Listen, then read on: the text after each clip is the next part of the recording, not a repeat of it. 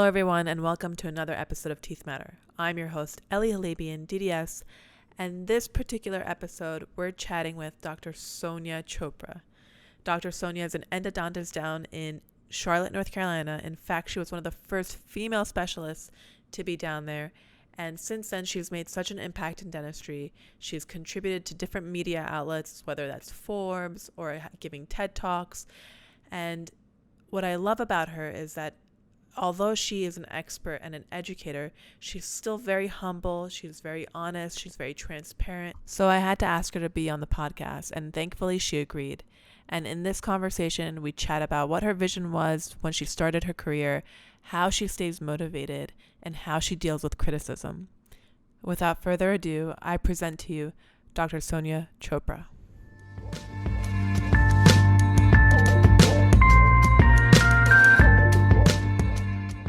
Before we dive in, did you know that we're getting ready to launch Teeth Matter Hangouts? It's an exclusive online membership community that gives you access to monthly meetups, 24/7 online support, plus exclusive membership perks when it comes to career development and professional development courses. So if you're interested, feel free to DM us on Instagram or email us at info@teethmatterpod, as in podcast.com. Hope you enjoyed the episode.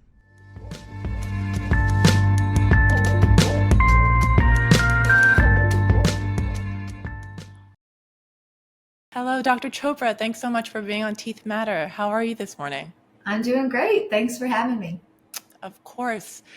I have to say congratulations, first and foremost, because you have done so much in your career. You're making such an impact in the industry. You're helping clinicians, you're helping practice owners, you're a patient advocate. And I have to ask you, when you started your career, like as a dental student or maybe as a new dentist, what was your vision for yourself? Did you see all of this in your future? And at what point in that trajectory did this all change? So I think it's important to start with becoming a dentist was not my choice. It was kind of, I had two options. I could be a doctor or a dentist. My parents really didn't allow me to have any other choice. And so I didn't want to be a dentist, which is interesting. I was just kind of forced to be a dentist. You know, it's like an arranged marriage in my culture. It's like an arranged career as well. So just did it because I felt like, okay, this is what everybody I know is doing. My brother became a doctor. My mom's a doctor. My brother became a doctor. And I saw their lifestyle as physicians, and I knew that it wasn't what I wanted. And I saw dentistry as having a little bit better of a lifestyle. So I chose it because that was option B. So I think that's an important thing to acknowledge. And I was reflecting on that the other day because I was like, wow, look at where I am now on a choice that was made for me. And I really made dentistry my own, which I had to go through a lot of stuff in order to figure out what that was. But I'm really proud of that journey. I'm proud that I was able to do that and make it my own. Did I answer your question? Yeah, I mean, that's interesting because I'm also from an immigrant family. I have Persian parents. It was very much like part of the culture to become a doctor or a lawyer or an engineer. And doctor, first and foremost, was like emphasized. So, and as a kid showing interest in sciences, they like pushed me in that direction. And now that I struggle a little bit in dentistry, I keep thinking like, if I had to do it all over again, would I do it? And I have to ask you that, like, I know you've had all these accomplishments, but if you had to do it all over again, do you think you would have picked dentistry? Or now that you know a little bit more about yourself, you would go into another field?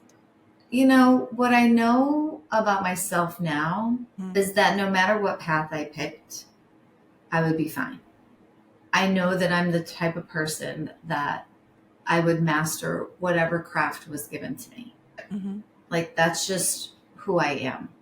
And so I don't know if necessarily I would have, I didn't know what my options were at that time in my life. So I just kind of went with the options that were given to me.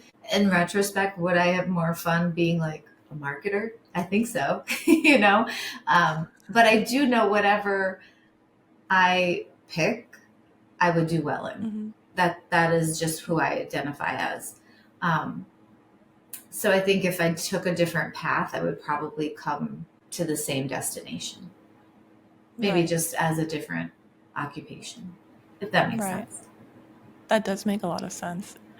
When you started to like make this change in yourself and have this evolution, you've mentioned in other podcasts that when you start to listen to yourself, you're like vibrating at your highest form or truest energy. And then I'm thinking like if you're starting to adopt these changes, this is all happening in you and within you. Mhm. But then you're going into the office and there's people who you work with who might not necessarily resonate with this change that you're making. So when you started to change the way you practice, did you find any kind of resistance in the work environment, and how did you overcome that?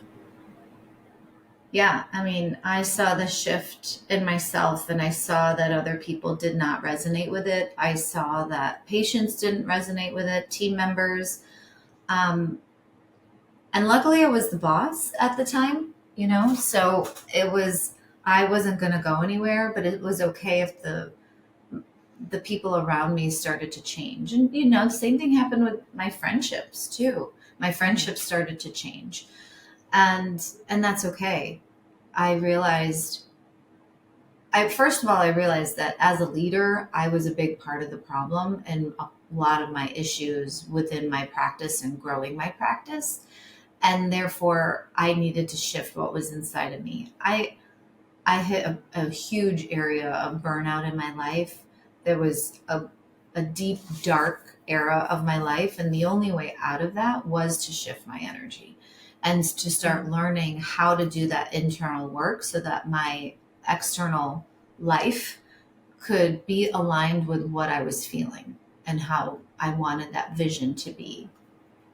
Um, and I started to see like team members just weren't on board with the vision, and that was okay. And they left my practice, and I needed them to leave. And there was a time where I only had one other person who was in my practice who was willing to lead my practice.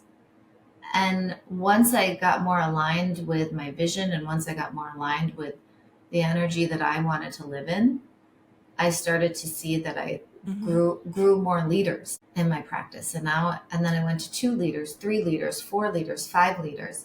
Now I feel like I have a good chunk of people in my practice who help me run my practice, and I don't have to do it all myself. That's incredible. It's definitely a journey when you are in this transitory process, right? Like it's a bit of a struggle to find those people who share your vision, who share your purpose, who have a stake in the end goal, right? But I guess a lot of those changes that are happening within you and as a team, it feels like sometimes it's happening in like a dark vacuum. Like Mhm. there's just so much struggle and struggle and struggle. And it's like, you're adopting these new ways and you're adopting this new behavior and you're adopting this new way of thinking, but it just seems like you're not seeing the end result, right? So I guess if someone who is trying to make these changes but doesn't see the end or doesn't see any immediate benefit, what would your advice be to them? It's a journey. There's a reason why they call it a journey, and it doesn't end. Like, I'll tell you what, last week I just had a moment, and I felt like I was back in that, I call it my 2016 burnout. Like, I was back there. It felt like I was there again. I don't know, maybe it's because my children are like transitioning into adolescence. It's a big part of it, actually, because I felt like I was getting it from my team. I was getting it from my husband. Now I'm getting it from my kids as they're turning into adolescence. I was like, holy shit, like mama needs a break. Like, I'm going to go outside. I'm going to go for a drive. I'm going to do something where I'm by myself, because right now, like, and then I realized, okay, I, no matter how much work I do, I can still have that ability to go back into that dark energy. And I had to be in it Mm-hmm. for a bit. And then I realized, okay, I had my 30 minutes. I slept Right. on it and I woke up and I'm like, okay, I'm going to be in a better energy today. Like, Mm. and that's what I had to do. So it's easy to not see the progress, Right. but like pay attention, because that progress may be very slight. Mm. And when you pay attention to that and you hang on to that as opposed to the darkness, you'll see. And then you'll start to appreciate your darkness. Like I am so happy I went through all my darkness because I wouldn't be where I am right now. I wouldn't have had the ideas that I have right now. I would just be stuck. I wouldn't have been forced to change. And I'm so happy that I had those moments so I could fix it. I actually appreciate you saying that, embrace the darkness, because a lot of people think if they're in that darkness or if they have these negative thoughts, then there's something wrong with them, or that there's, they take it, that self-criticism really, really strongly. But you're absolutely right, because these moments of darkness are what I think leads to growth, or little increments of growth. So I really appreciate you saying that. Um, my next question to you is, you share so much on Instagram. You are an expert, you have a course, people come to you to learn or enhance their skill, and yet you're very transparent on your bad days. Do you ever fear judgment or criticism by the people who are coming to you for, all of these educational purposes? Or do you think people would say something bad or criticize your work or lose trust in you? I don't think so. I think it really humanizes the person. There's no such thing as perfection. I never want my students to feel like I'm incapable of making a mistake. I think that's the wrong way to lead. I really do. I want to stand shoulder to shoulder with my students. I don't want to be in front of them. I want to be shoulder to shoulder with them. And I think that's a really important piece of, whether it's leading my team or leading my students, like that is so important. When they can see that you can fail and you can rise above your failures. Right. And learn from them. And instead of looking at them as mistakes or failures and just changing the word and calling it a lesson instead. Mm. And I think just making sure that every time you're just learning something new from each of those moments, that's important. And that's what I like to share. I don't want any of my students to ever feel like they're on an island and that they suck. And I'll be like, hey, look, this is what happened to me, and this is what I learned from it, and this is what I'm going to do from now on moving forward to prevent that. And those things that I taught myself are the things that I'm trying to pass on to other people now, so that they don't have to make as many mistakes as I did. Yeah, so there's no hierarchy, essentially, right? Everyone's on the same level. Everyone's on the same playing field. Yeah. And that's a beautiful way to lead, because there's equality amongst all of you. My next question to you is, you seem, and I said this off camera too, you're a very calm person. You're very calm, and you seem like you found inner peace. How do you maintain that level of calmness? What are some practices that you... I just find that is such an interesting perception, because everybody in my world would say the exact opposite, because I'm a Sagittarius, to the core. I am. When's your birthday? December 3rd. Oh, I'm December 18th. So there you go. I am all fire. I am.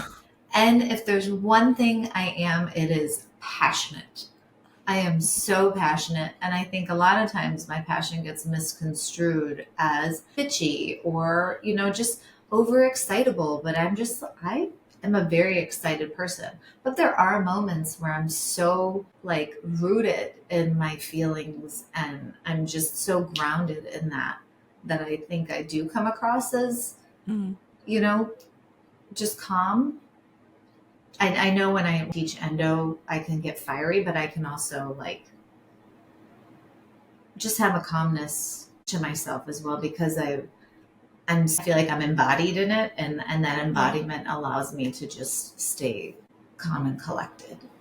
But I'm very fiery. So I think it's interesting that that's the perception. But I've been told that before, after I've gotten off a stage and given a lecture. I've been told that before. Well, maybe it's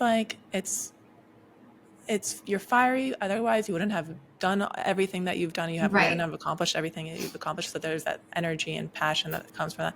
But the calmness might be just the fact that you are patient and understanding. It's and just like that duality, right? That's in all of us. So I have the ability to be both. And I think the people I connect with the most are the people who see both in me. The people who don't and they just see the fire are the ones who totally misunderstand me, and they miss the mark on me, and I don't connect with them. But the people who really see both of those sides of me are the people that I want to spend my time with. Right. Well, now that you've done so much and have accomplished so much, and you're basically, in every aspect of dentistry now, where do you see yourself going in the next couple of years? Is there something else that you want to take on? Is there a new venture? I do see that my brand is evolving, and it's been such an organic evolution. Like I just started, teaching dentists how to do better endo because I saw a need. And from there, patients started to read my content. They really have enjoyed my blogs. I've had people come and fly to my practice because they wanted me to do their root canal. And I never thought that was going to happen. Actually, I had no intention of that. But every week I get emails from patients that are like telling me their tooth story. And I realize even patients are interested in this. So I'm starting to, just push out some free content for patients so that they can better understand their oral health, and so that they have an avenue to learn more about making better decisions for their oral health. And then as people have come to my practice to learn, like I do this hands-on endo program on live patients in my practice, they've seen the way my team supports me in that, right? So like my actual endodontic practice team helps me support this course, and they see the way they function. They're so brilliant, actually, the way they support me. And people see like, how do you run your team like this? So I'm like, oh yeah, well, this. So people have started to ask me about that. And I've had to make space for all of this, like I have 3 children, I've started e-school, and I have this practice, but I had to learn to make space from my practice to allow me to do all these other things. And I made a commitment to myself that I'm not going to lose any of my revenue. I don't want to sacrifice any of that to do this. So I found ways to be just as productive in 5 days a month as I was 5 days a week. And so people started to ask me about that. And I'm like, yeah, you know what? I should teach that. Like, why not? Like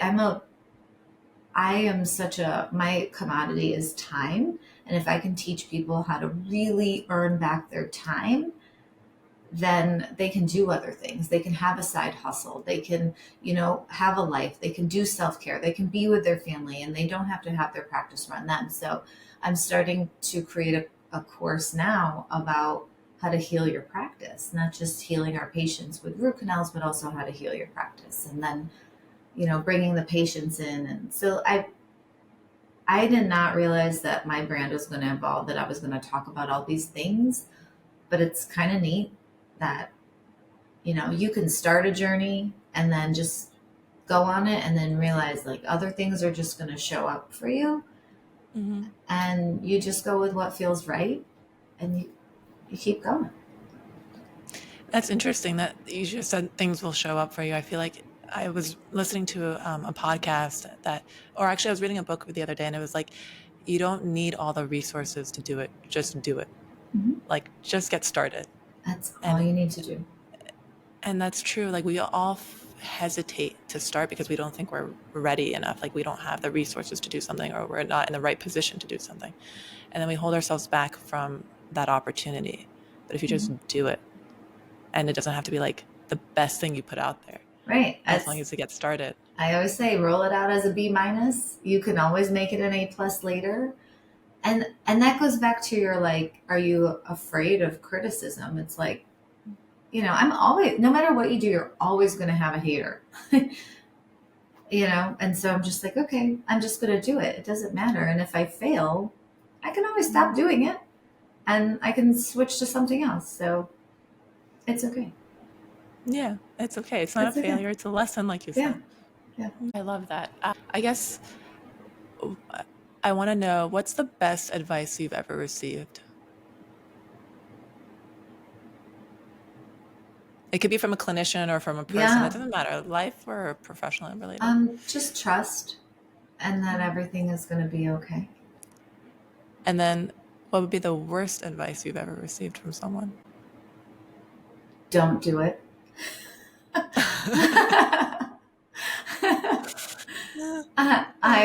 That's a good one. Yeah. I mean, I will tell you that when I graduated my endodontic residency, I had people tell me, like, don't open your own practice.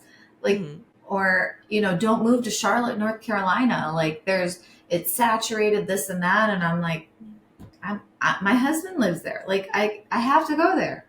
Yeah. So I'm going to go there.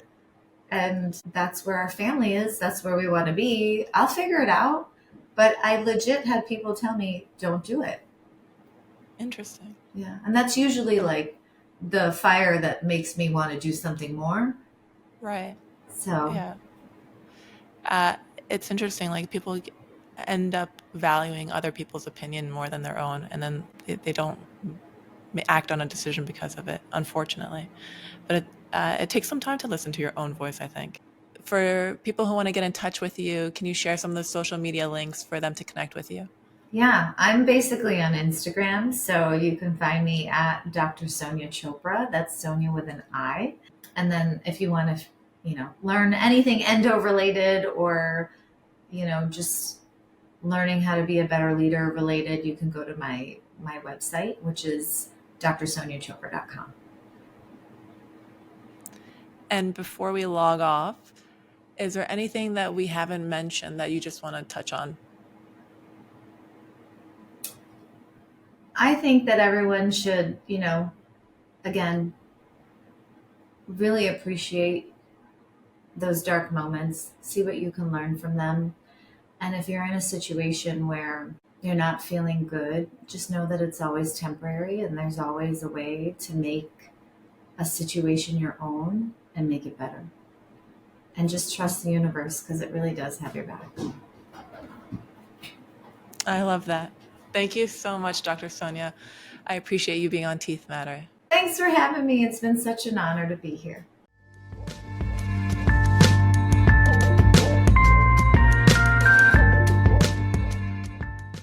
If you enjoyed this episode, be sure to follow our podcast, write a review, leave a comment.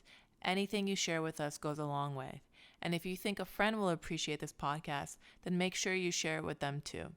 Until next time, cheers.